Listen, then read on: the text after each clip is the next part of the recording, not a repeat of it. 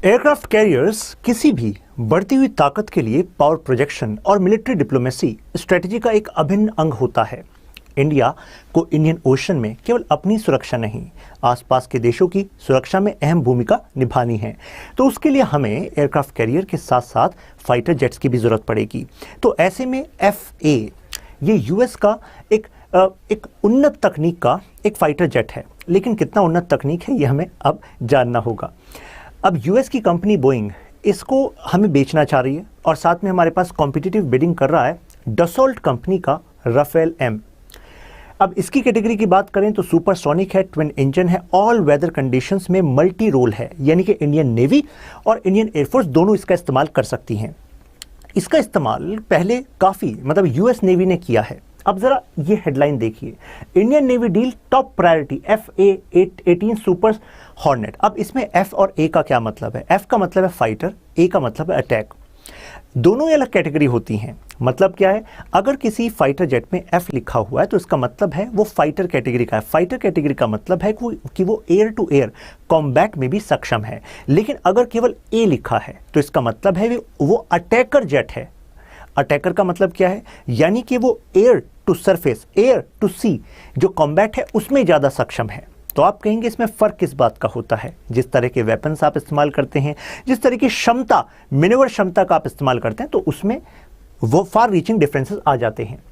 अब देखिए ये हेडलाइन आई थी कि HAL महिंद्रा डिफेंस सिस्टम, कुछ नाम याद आ रहा है, प्राइवेट कंपनी है, और साथ में जो यूएस की बोइंग है, इन्होंने साथ मिलकर मेक इन इंडिया प्रोग्राम के तहत इस फाइटर जेट के कुछ कंपोनेंट्स बनाने शुरू कर दिए हैं। शायद आप में से कुछ लोग सोचें कि जब ऑलरेडी हम मेक इन इंडिया के तहत इसको बना रहे हैं तो फिर बोइंग हमें बेचना क्यों चाह रही है? देखिए हम केवल कुछ कंपोनेंट बना रहे हैं, जैसे कि जहां पर इसकी गन होती है, जो गन का बे होता है उसकी डोर्स और वो गन बे को का जो कंपोनेंट है वो HAL महिंद्रा डिफेंस सिस्टम और बोइंग मिलकर बना रहे हैं।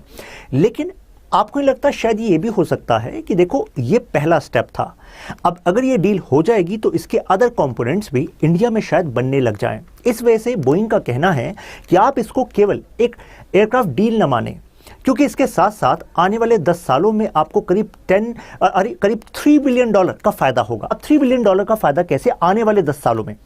उनका कहना है कि इंडिया चाहता है डिफेंस इकोसिस्टम बिल्ड करना, यानी कि छोटे छोटे कितने सारे जो कंपोनेंट हैं जो कि आपको किसी फाइटर जेट, किसी मिसाइल को बनाने के लिए चाहिए। तो ऐसा तो नहीं है कि हमारी जो डिफेंस PSU है वो खुद ही बनाएगी सब कुछ। तो यानी कि प्राइवेट सेक्टर को आपको पुश करना होगा, लेकिन प्राइवेट सेक्टर को पुश तभी तो हो आएगा जब उसको इतने सारे कॉन्ट्रैक्ट्स मिलेंगे, उसको भी पता रहेगा कि हाँ अगर मैं इस फैक्ट्री को लगाता हूँ तो आज बोइंग मुझसे कंपोनेंट खरीद लेगी, कल डसॉल्ट मुझसे कंपोनेंट खरीद लेगी। तो ऐसे में जो इंडिया डिफेंस इंडिजनाइजेशन करना चाहता है तो बोइंग उसमें इंडिया को बढ़ चढ़कर सपोर्ट करने के लिए तैयार है, मतलब उनका भी फायदा है।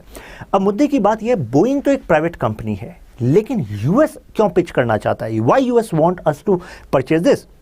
इसका एक कारण है, यूएस चाहता है कि देखो हमारी नेवी भी इसका इस्तेमाल करती आई है, तो एक कॉमन प्लेटफॉर्म हो जाएगा। आप कहेंगे भाई युद्ध में क्या कॉमन प्लेटफॉर्म, आप अपने हथियार इस्तेमाल करिए, हम अपने हथियार इस्तेमाल करेंगे। इनका कहना है कि देखिए चैलेंजेस इंडियन ओशन में हैं, तो अगर आपके एयरक्राफ्ट कैरियर पर भी यही, यानी कि सुपर हॉर्नेट एयरक्राफ्ट अगर हमारे पर भी इसका इस्तेमाल होगा, तो कल अगर हमारे फाइटर जेट्स को बीच में आपके एयरक्राफ्ट कैरियर के सपोर्ट की ज़रूरत पड़ी, लॉजिस्टिक्स हुआ, मेंटेनेंस हुआ, तो जब वेपन एक है तो ऐसे में मेंटेनेंस आसानी से हो जाएगा। तो ऐसे में interoperability between both navies it is going to improve. तो ऐसे में जो सिक्योरिटी फोर्स है हमारी वो एक्चुअली बेटर हो जाएगी। That is what US is proposing. US का कहना है सुरक्षा बढ़ेगी, जो आपका इंडियन ओशन में आपके इंटरेस्ट हैं वो बेटर हो जाएंगे। नाउ साथ में यूएस का मानना है कि चाइना को अगर कोई काउंटर कर सकता है इस क्षेत्र में वो इंडिया है। तो ऐसे में इंडिया को साथ लेकर चलना वो यूएस की जो लॉन्ग टर्म स्ट्रेटजी है चाइना को काउंटर करना, उसके लिए भी उपयोगी है। अब उनका कहना है कि देखो इंडिया, आपका जो भी काम है, मींस आपको सिक्योरिटी इंप्रूव करनी है, आपको डिफेंस इंडिजनाइजेशन इंप्रूव करना है, तो इसमें जो है ये आपके काम आएगा, हमें आपकी ज़रूरतों के बारे में पता है ना। उनका कहना है कि इंडिया को अभी से डेटरेंस पेट्रोल पर बहुत ज़्यादा ध्यान देना चाहिए, और ज़्यादा ध्यान देना चाहिए। मतलब क्या हुआ? देखिए डेटरेंस का सिद्धांत कहता है कि आपके पास इतनी शक्ति होनी चाहिए कि दूसरा आप पर हमला करने से पहले ये सोचे कि अगर उसने हमला किया तो जवाबी हमले में उसको नुकसान इतना ज़्यादा होगा कि वो फिर हमला करे ही ना। तो ऐसे में शक्ति का ये हम कहते हैं कि देखिए इंटरनल बैलेंसिंग एक्सटर्नल बैलेंसिंग ज़रूरी है, राइट। तो डिफरेंस के लिए शक्ति होना ज़रूरी है, भले ही आप उसका इस्तेमाल ना करें, लेकिन उसका होना आपकी सुरक्षा के लिए आवश्यक है। साथ में अभी ये आर्टिकल बता रहा था कि देखो इसमें भी जो आपके फाइटर जेट्स होते हैं, तो देखिए अगर हम लैंड से उनको टेक ऑफ कराते हैं तो जाहिर सी बात है लैंड स्ट्रिप तो अच्छी खासी आपको मिल जाती है। लेकिन अगर आप एयरक्राफ्ट कैरियर का इस्तेमाल कर रहे हैं तो क्या उतनी लेंथ की ज़रूरी है कि आपको वहाँ पर स्ट्रिप मिल जाए टेक ऑफ के लिए, रनिंग के लिए? नहीं मिलेगी। तो फिर कैसे होता है एयरक्राफ्ट से टेक ऑफ ऐसे फाइटर जेट्स का जो इन शिप्स पर होते हैं? तो ऐसे में दो टेक्नोलॉजी हैं, कैटो बार और एसटीओ बार। आप कहेंगे बड़ी टेक्निकल लग रही है, कुछ टेक्निकल नहीं है, अभी समझाते हैं।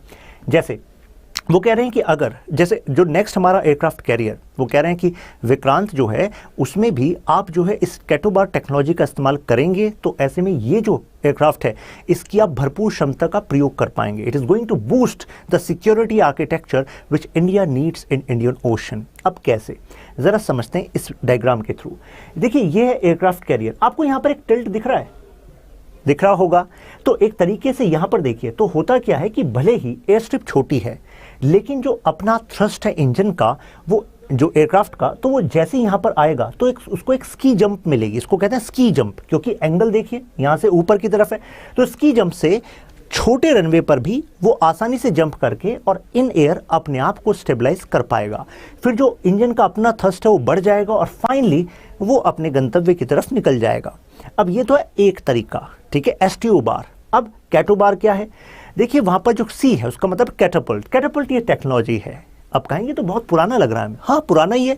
जैसे कि इसमें इसकी एक पोटेंशियल एनर्जी, आपने यहाँ पर एक बड़ा वेट कर दिया, इसको आपने यहाँ पर रोप से बांधा हुआ था, तो इसमें कोई बॉम्ब आप रखते थे, तो ऐसे में अगर आपने इसको छोड़ा, मींस आपने इस रोप को एकदम से कट कर दिया, तो जाहिर सी बात है वो पोटेंशियल एनर्जी कन्वर्ट होगी और वो एक लंबी दूरी ट्रैवल कर लेगा, राइट। पुराने ज़माने में भी इस्तेमाल होता था बारूद को कि गोले को फेंकने के लिए, राइट। तो अब आप कहेंगे इतनी पुरानी टेक्निक एयरक्राफ्ट कैरियर पर यूज़ कराएंगे क्या? नहीं नहीं नहीं, सिद्धांत वो है, तरीका नया है। जैसे कि ये देखिए, ये है एयरक्राफ्ट कैरियर का डेक। अब इसमें एक बात देखिए, इस एयरक्राफ्ट कैरियर में हमने यहाँ पर टिल्ट नहीं रखा क्योंकि इसमें हम कैटापल्ट टेक्नोलॉजी का इस्तेमाल कर रहे हैं। यानी कि यहाँ पर डेक में हमने थर्स्टर लगाया हुआ, उसमें पोटेंशियल एनर्जी रहेगी और जैसे हम उसके टायर्स को, मतलब फाइटर जेट के टायर्स को इस पर फिक्स करेंगे और वो जैसे हम उसको रिलीज करेंगे वहाँ से एक बहुत तेज़ी से पुश आएगा और उस पुश से जो अपनी इंजन की कैपेसिटी है प्लस जो यहाँ से थर्स्ट मिला है, तो कम रनवे पर भी ये आसानी से टेक ऑफ कर पाएगा। Coming back to the issue, और क्या चाहता है यूएस, फ़ायदा क्या है इस डील से? उसको वो डिक्रीज करना चाहता है हमारी डिपेंडेंसी रशिया पर। उनका कहना रशिया से इतने वेपन्स क्यों खरीद रहे हो, उसको डिक्रीज करिए ना प्लीज़। इंडिया ने कहा कि भाई ये हमारी स्ट्रेटेजिक ऑटोनॉमी है, हमारी डिफेंस नीड्स है, रशिया हमेशा हमारे साथ रहा है, तो ऐसे में हम क्यों ना खरीदें।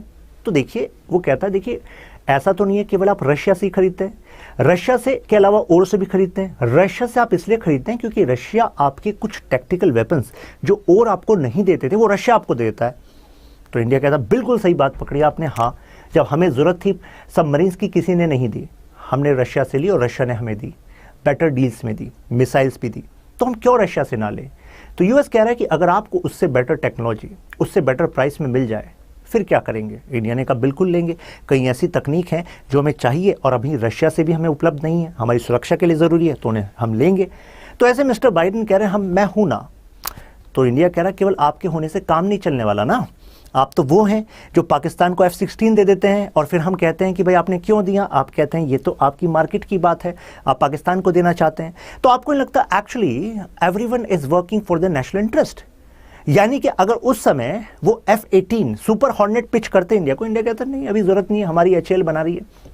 लेकिन अगर F-16 अगर पाकिस्तान के पास है, अपग्रेडेड वर्जन्स मान लीजिए नए नए पाकिस्तान के पास हैं, तो एक्चुअली कंपटीशन होता है कॉन्फ्लिक्ट में। तो फिर वो कहेगा इंडिया को जो नेसेसिटी है, जितना आसान समझ रहा था इंडिया, जितना आराम से बनाना चाहता था, अब उतना नहीं, अब उसको तुरंत लेना पड़ेगा। और तुरंत कहाँ से उपलब्ध होगा? यूएस से उपलब्ध होगा। तो कई बार अगर कुछ सस्ते में भी पाकिस्तान को देना पड़ जाए तो दे दो, क्योंकि अल्टीमेटली फिर हम पैसा कहाँ से कमा लेंगे?